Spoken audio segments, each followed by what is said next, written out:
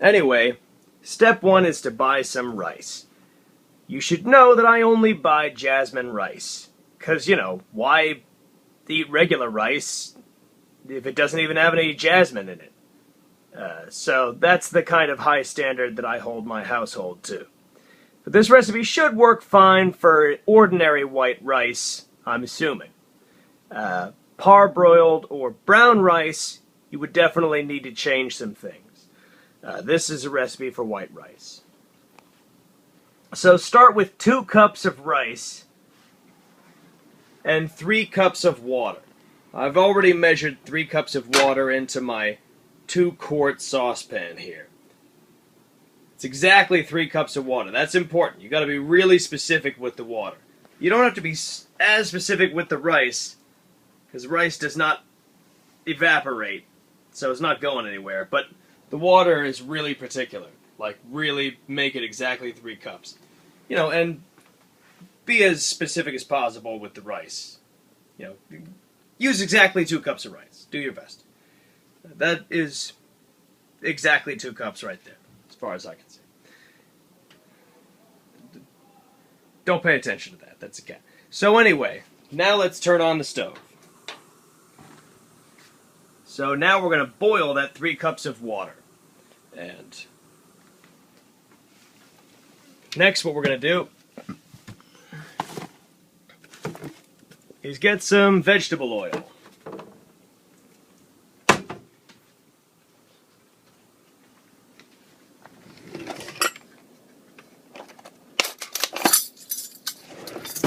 And some measuring spoons.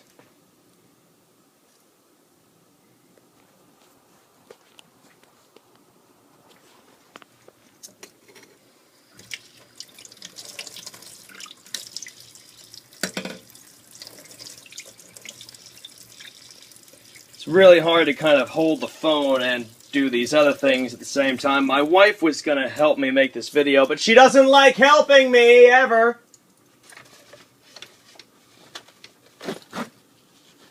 So let me just put the phone down for a second while I use both hands. And you're just going to see blackness. But, that's the way the cookie crumbles, bub. It's not a perfect world. So yeah, anyway, this is a tablespoon. That's vegetable oil. And I'm just going to kind of leave my phone on the stove. So you're adding 2 tablespoons of vegetable oil. 2 heaping tablespoons. Make sure you're getting enough oil in there, because if you don't, it'll really change the stickiness and the consistency. And I've tried it with 1.5 just to see if I could do. Didn't work. It really does have to be 2. But you're making a lot of rice here, so don't think this is going to in any way be fattening. So now, the next step is to wash the tablespoon measure.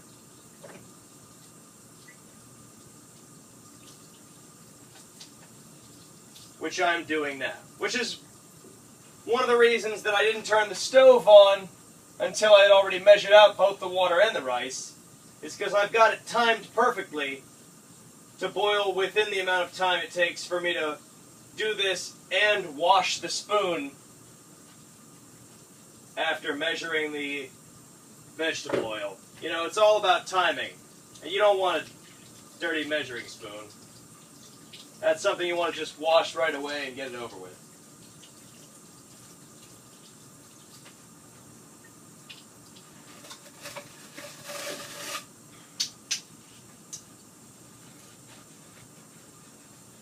So now I'm drying my measuring spoon. Well, I really feel like I need 2 hands for a lot of these things. This video is going to be very boring to watch, but here's me drying a measuring spoon.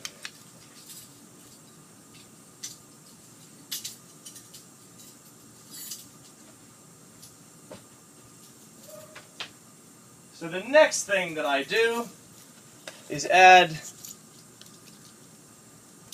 1 teaspoon of salt. I'm just going to measure this over the sink here is almost exactly no less than 1 teaspoon of salt, but not really heaping either. 1 teaspoon will be the perfect amount.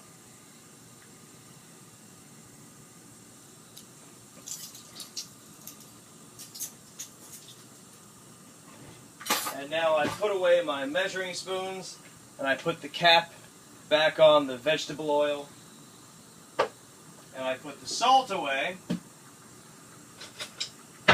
and that amount of time was just about exactly what it took for the water to start to boil. So this has all been timed perfectly. So here's the rice. That's 2 cups of rice.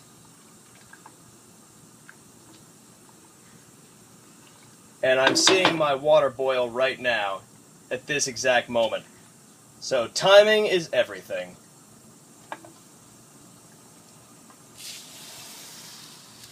And now I'm putting in the rice and stirring it right away.